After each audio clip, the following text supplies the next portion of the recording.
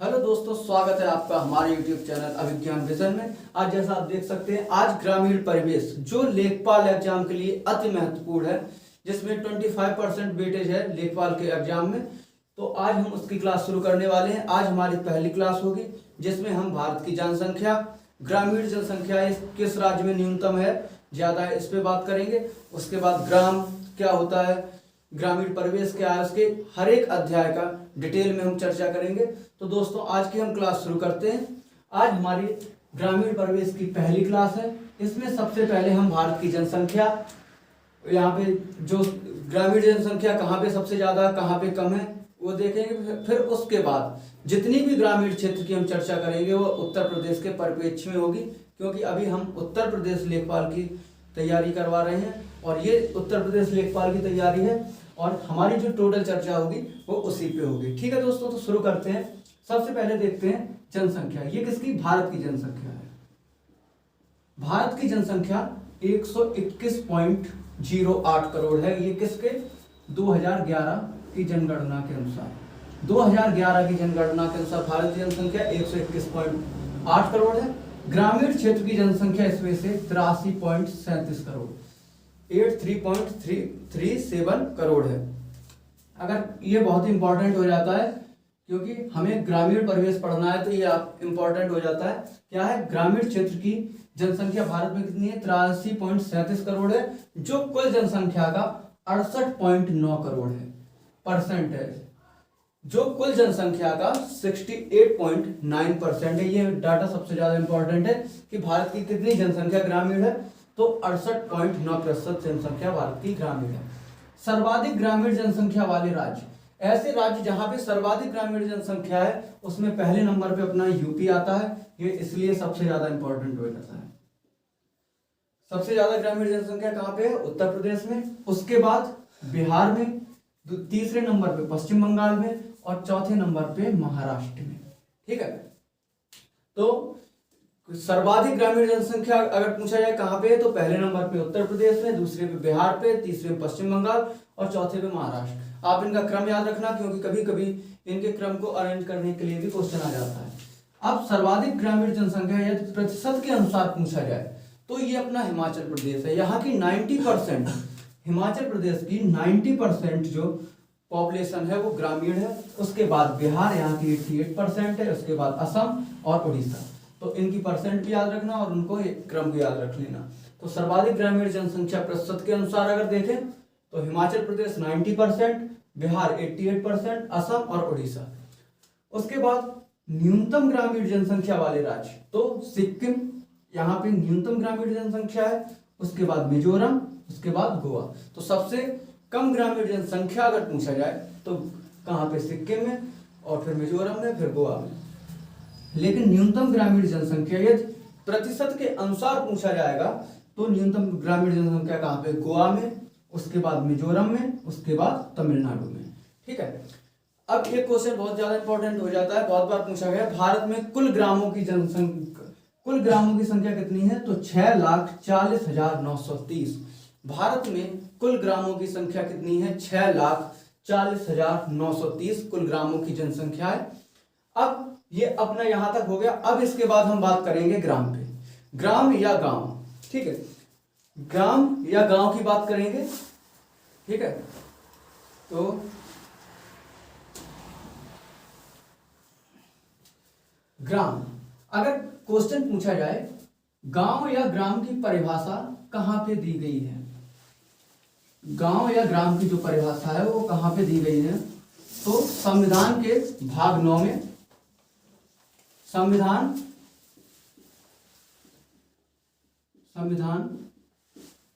के भाग 9 में दी गई है। और जो गांव की, संविधान के भाग 9 में ग्राम की परिभाषा दी गई है। ग्राम या गांव क्या होता है? ग्राम या गांव,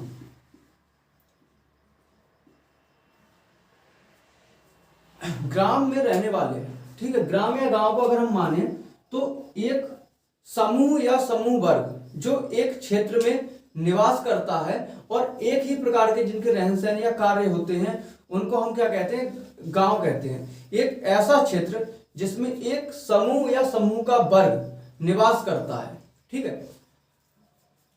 एक अगर ग्राम की परिभाषा पूछा जाए तो ऐसा क्षेत्र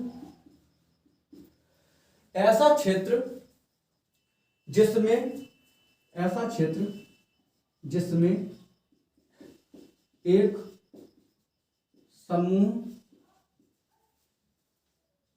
या वर्ग निवास करता है, उसको हम क्या कहते हैं, ग्राम कहते हैं, ठीक है। ये अपने गांव की एक छोटी सी परिभाषा हो गई। अब इसमें जो इंपॉर्टेंट क्वेश्चन बनता है वो क्वेश्चन बनता है कि किसी क्षेत्र को, किसी जो कोई एक निश्चित क्षेत्र है उसे गांव कौन घोषित कर सकता है, ठीक है। किसी क्षेत्र को ग्राम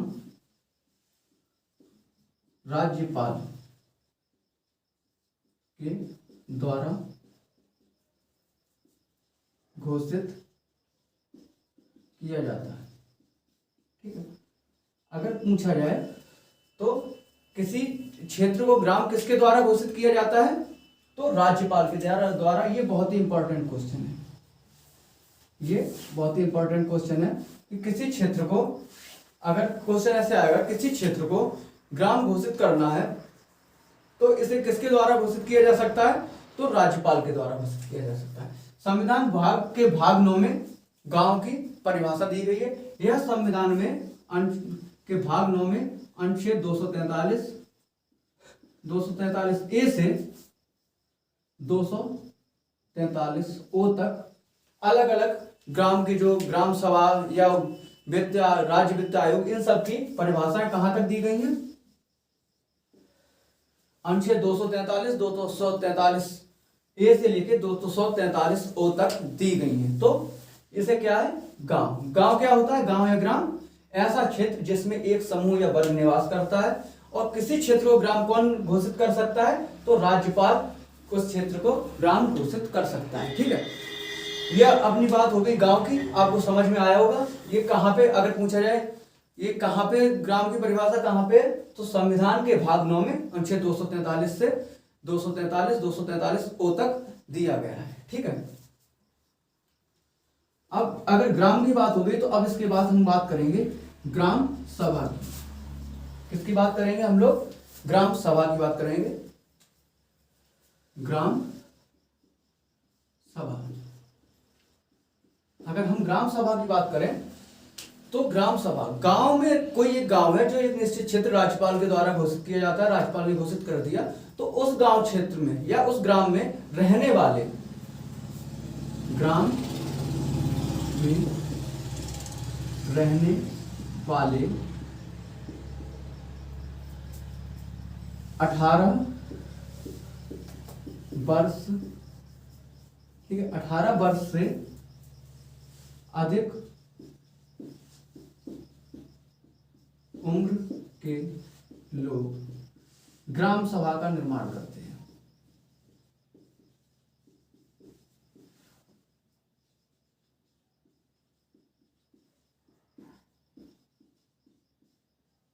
तो आपको समझ में आया होगा। देखो, ग्राम की बात की जाएगी तो ऐसा क्षेत्र होता है जिसमें एक समूह या समूह का वर्ग निवास करता है, तो उसे हम क्या कहते हैं, ग्राम या गांव कहते हैं। और इसे घोषित करने का अधिकार किसको है, राज्यपाल को है।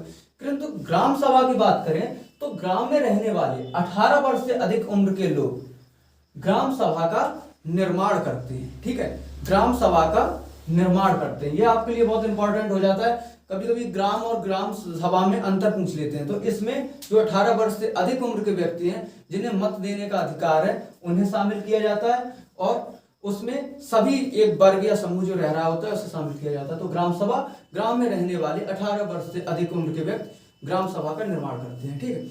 उसके बाद ग्राम पंचायत समिति। अब ग्राम सभा हो गया तो ग्राम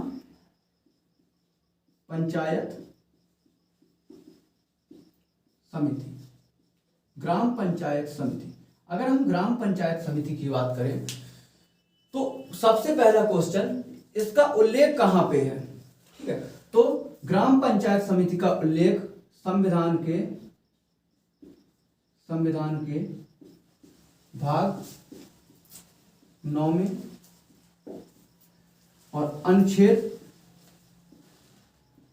अगर पूछा जाए तो 243 खा। ठीक है, तो ग्राम पंचायत समिति का उल्लेख कहां पे है? संविधान के भाग 9 में अनुच्छेद 243 खा में किया गया है। अगर ये बहुत इंपॉर्टेंट है, आपसे पूछ सकते हैं ग्राम पंचायत समिति का उल्लेख हमें कहां मिलता है? तो अनुच्छेद 243 खा संविधान भाग 9 में। ठीक है, अब ग्राम पंचायत समिति होता क्या है? ग्राम पंचायत समिति में एक होता है ग्राम का प्रधान। कौन कौन शामिल होते हैं? ग्राम प्रधान तथा वार्ड सदस्य।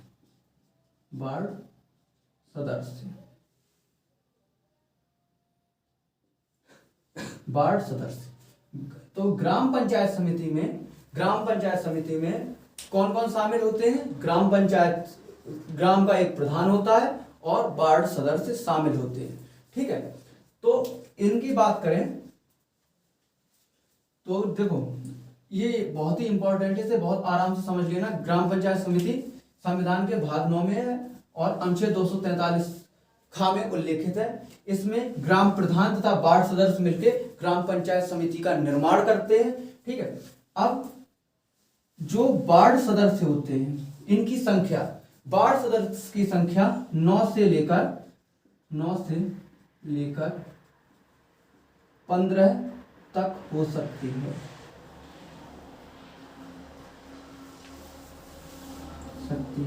ठीक है, ये बहुत ही ज्यादा इंपॉर्टेंट है। आप लोग इनको एक एक पॉइंट को, एक एक फैक्ट को नोट कर लेना। आपको एग्जाम में सेम एग्जैक्ट इसी टाइप से क्वेश्चन पूछा जाएगा।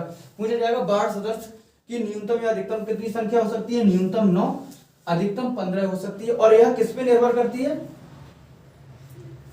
ग्राम की जनसंख्या पर। ग्राम की जनसंख्या पर निर्भर करती है। तो वार्ड जो होते हैं, वार्ड सदस्य, इनकी संख्या किस पर निर्भर करती है? तो जो है वो निर्भर करती है गांव की जनसंख्या कितनी। कम जनसंख्या है तो वहां पे कम वार्ड सदस्य होंगे, ज्यादा जनसंख्या है तो वहां पे वार्ड सदस्यों की संख्या ज्यादा होगी। ठीक है, उसके बाद अगर हम बात करें, इसे ऊपर से 1 मिनट साफ कर दें। ठीक है, या आप नीचे वाला नोट कर लीजिए। एक बार फिर से बता देते हैं, ग्राम पंचायत समिति संविधान के भाग 9 में उल्लेखित है, अनुच्छेद 243 खा में उल्लेखित है। इसमें इसका निर्माण ग्राम प्रधान तथा वार्ड सदस्यों से मिलकर होता है। ठीक है, और ये 9 से लेकर, वार्ड सदस्यों की संख्या 9 से लेकर 15 तक हो सकती है। याद रखना, वार्ड सदस्यों की संख्या 9 से लेकर 15 तक हो सकती है और ग्राम की जनसंख्या पर निर्भर करती है। वार्ड सदस्यों की संख्या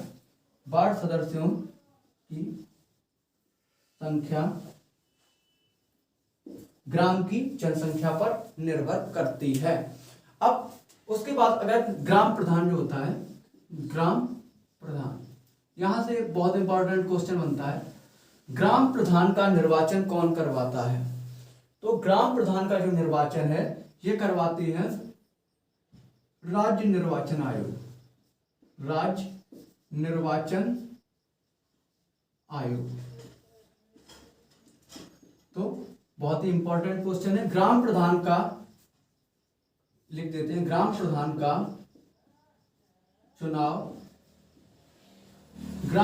का चुनाव राज्य निर्वाचन आयोग करवाती है। ठीक है, उसके बाद ग्राम प्रधान बनने के लिए न्यूनतम आयु, ग्राम प्रधान बनने के लिए न्यूनतम आयु 21 वर्ष होनी चाहिए।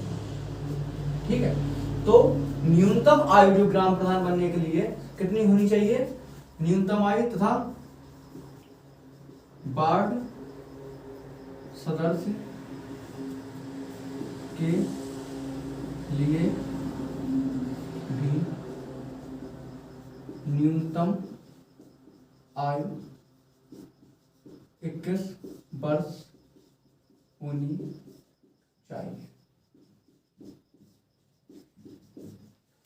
ठीक है, एक मिनट से। ठीक है दोस्तों, ये थोड़ी इंक खत्म हो गई थी। तो दोस्तों अभी हम कहाँ थे? ग्राम प्रधान का चुनाव कौन कराता है? राज्य निर्वाचन आयोग। ठीक है, राज्य निर्वाचन आयोग, इसलिए एक इंपॉर्टेंट फैक्ट और बन जाता है। इसका उल्लेख कहाँ है? तो संविधान के भाग 9 में अनुच्छेद 243 आई। किसमें है? संविधान के भाग 9। ठीक है, भाग 9 अनुच्छेद 243 आई में है। तो ग्राम प्रधान का चुनाव कौन कराता है? राज्य निर्वाचन आयोग का ये कार्य है, और इसी के लिए राज्य निर्वाचन आयोग का निर्माण हुआ था, और ये संविधान के भाग 9 में 243 आई में दिया गया है। ठीक है, अब ग्राम प्रधान बनने के लिए न्यूनतम आयु कितनी है? 21 वर्ष, तथा वार्ड सदस्य बनने के लिए न्यूनतम आयु कितनी है? 21 वर्ष है। ठीक है, तो ग्राम प्रधान या अगर किसी को वार्ड सदस्य बनना है तो उसकी न्यूनतम आयु कितनी होनी चाहिए? 21 वर्ष होनी चाहिए। ठीक है, फिर उसके बाद उसका नाम ग्राम की मतदाता सूची में होना चाहिए। दूसरी बात क्या है? उसका नाम ग्राम मतदाता सूची में होना चाहिए।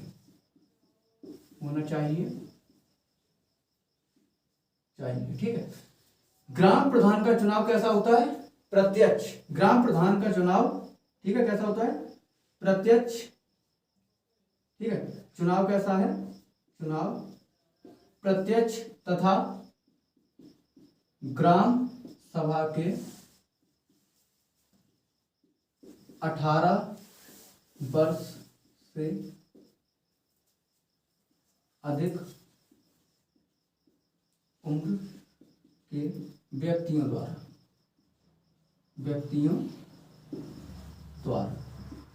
ठीक है, तो अब समझ में आया ग्राम प्रधान का चुनाव कैसा होता है? प्रत्यक्ष होता है तथा ग्राम सभा के 18 वर्ष से अधिक उम्र के व्यक्ति उसमें भाग लेते हैं। ग्राम प्रधान के लिए न्यूनतम 21 वर्ष होनी चाहिए। राज्य निर्वाचन आयोग भाग 9 243 आई में इसका उल्लेख है, और ठीक है, इसका चुनाव प्रत्यक्ष होता है। ठीक है, ग्राम प्रधान की ये वाली बात हो गई तुम्हारी समाप्त। ठीक है, उसके बाद जो ग्राम प्रधान होता है इसकी सहायता के लिए एक ग्राम सचिव होता है। ठीक है, ग्राम प्रधान की सहायता के लिए ग्राम सचिव की नियुक्ति राज्य सरकार द्वारा की जाती है। राज्य सरकार द्वारा की जाती है। क्वेश्चन पूछा जा सकता है ग्राम सचिव की नियुक्ति कौन करता है? तो राज्य सरकार द्वारा की जाती है, और इसका कार्य क्या होता है? ग्राम प्रधान की सहायता करना। ठीक है, इसका कार्य क्या है? ग्राम प्रधान की सहायता करना। ठीक है, तो ग्राम प्रधान की सहायता के लिए एक सचिव होता है, तथा इसकी सहायता के लिए आपने ये नोट कर लिया होगा, इसी की सहायता के लिए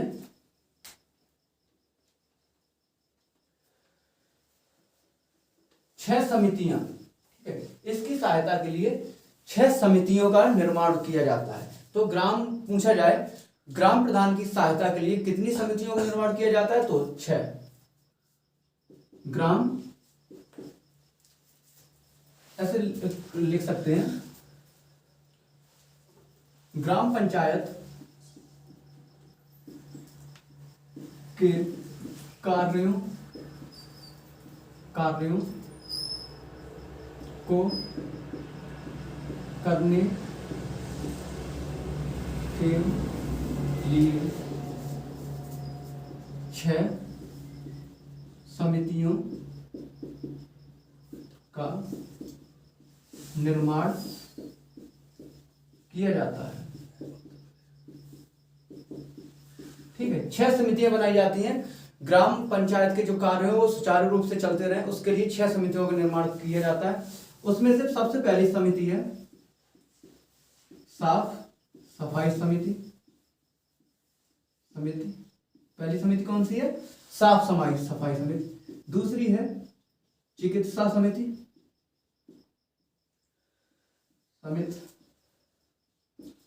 तीसरी है प्रशासनिक समिति। समिति। नंबर 4 पे आती है निर्माण समिति,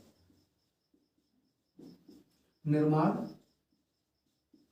समिति, ठीक है, समझ में आ रहा है, साफ सफाई समिति, ठीक है, चिकित्सा समिति, प्रशासनिक समिति, निर्माण समिति। नंबर 5 जल, ठीक है, ये कौन सी समिति है, जल प्रबंधन समिति, थोड़ा भूल जाते हैं, जल प्रबंधन समिति। उसके बाद नंबर 6 पे जो आती है वो है निगरानी समिति, निगरानी समिति। इन 6 को याद रखना, क्वेश्चन पूछा जा सकता है इनमें से कौन सी ग्राम प्रशासन चलाने के लिए समिति है या नहीं है। इसमें से जो दो मुख्य समितियां हैं उसमें एक है प्रशासन समिति, दूसरी है निर्माण समिति। प्रशासन समिति और निर्माण समिति, इनका अध्यक्ष प्रधान होता है, प्रधान होता है। आपसे क्वेश्चन पूछा जा सकता है निम्न में से कौन सी समिति का अध्यक्ष प्रधान होता है, तो प्रशासनिक समिति और निर्माण समिति का अध्यक्ष जो होता है वह प्रधान होता है, ठीक है। तो अब ये 6 समितियां होगी, साफ सफाई समिति, चिकित्सा समिति, प्रशासनिक समिति, निर्माण समिति, जल प्रबंधन समिति और निगरानी समिति। तो आप लोग इनको नोट कर लीजिए। और उसमें मुख्य 2 समितियां होती है, प्रशासनिक समिति और निर्माण समिति, जिनका अध्यक्ष प्रधान होता है, और बाकियों की जो अध्यक्ष या सदस्य होते हैं वो अन्य जो वार्ड सदस्य होते हैं वो इनके सदस्य होते हैं, ठीक है। उसके बाद हम बात करते हैं, ठीक है, तहसील। आपसे कभी पूछा जाए तहसील क्या होता है, नोट कर लिया होगा आप लोगों ने, 1 मिनट आप नोट कर लीजिए।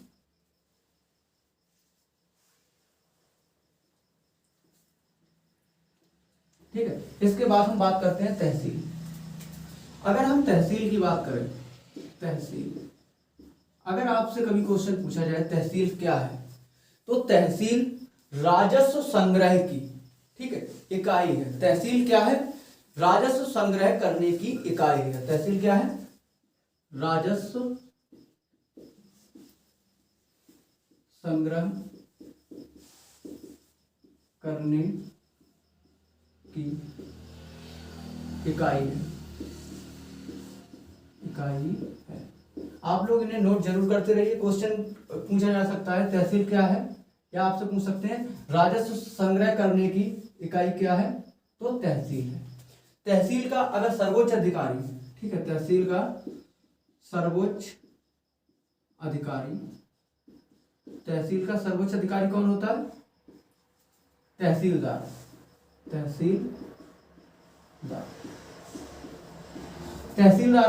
तहसीलदार के बाद जो दूसरा अधिकारी होता है तहसीलदार के नीचे जो काम करता है राजस्व संग्रह का, वो होता है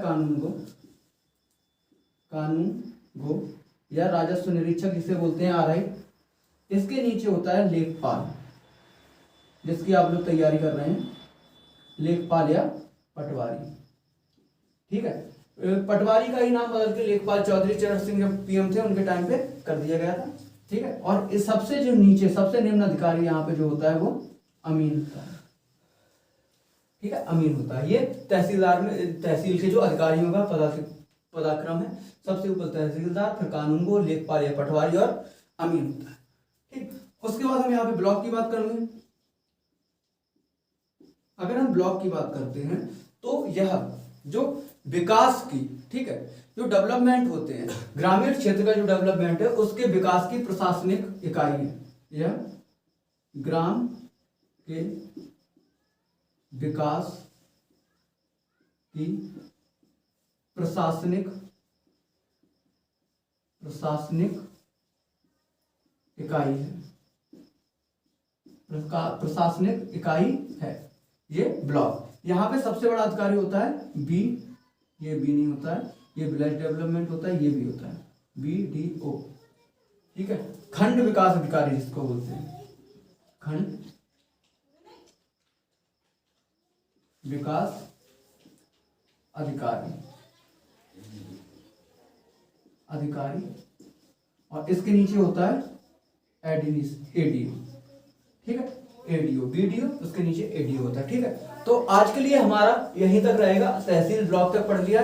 अब इसके बाद हम लोग अध्याय 2 पे जाएंगे, जहां पे हम ग्राम के प्रकार, गांव कौन कौन से होते हैं, कौन से औद्योगिक ग्राम हैं या कौन से तुम्हारे कृषि गांव हैं, किस प्रकार के गांव होते हैं, इन सब की आगे डिटेल में चर्चा करेंगे।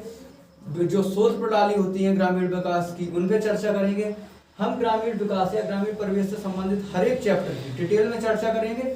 आप लोग जब एग्जाम देने चाहेंगे तो देखेंगे इनसे कोई भी क्वेश्चन आउट नहीं जाएगा। तो आप लोग को अगर पसंद आए तो लाइक करें, शेयर करें और सब्सक्राइब करें। धन्यवाद।